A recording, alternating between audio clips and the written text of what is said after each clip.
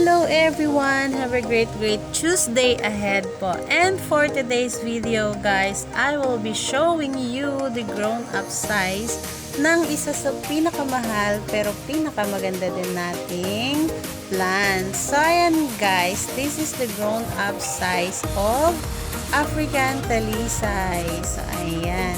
As you can see guys, ang ganda talaga niya. Kaya ganun talaga ka-pricey yung price niya. And guys, African talisay can grow up to 10 feet and more po.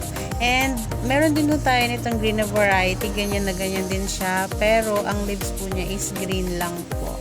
And ang price range po niya is nagde-depend po sa height niya. And pag ganyan may mga layer na po is usually ang mga price range po niya nasa 25,000, diba? Pang mayaman siya. Pero guys, worth it naman kasi ang ganda nga po niya. And guys, we have available stocks po ng mga small sizes na affordable lang po natin. Meron po tayong 800 pesos na nasa 1 feet or more. And ayan, sa dulo ng video, ipapakita ko sa inyo ang hitsura niya.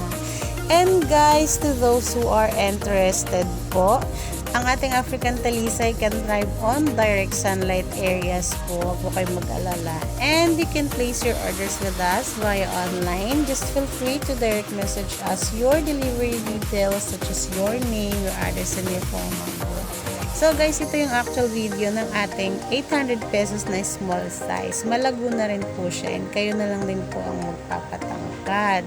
So ayan. Thank you so much everyone for choosing to place your orders with Amalia's Garden. And to those na mga nagla-like and nagpo-follow, thank you so much po. And sa mga hindi pa, please do like and share and follow our FB page to keep you updated sa mga new stocks po na dumadating.